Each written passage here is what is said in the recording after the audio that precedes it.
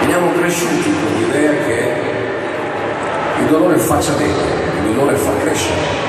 Questo è quello che ci insegna la religione, buona parte della psicologia, molta filosofia.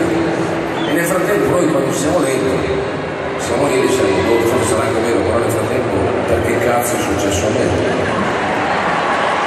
Perché?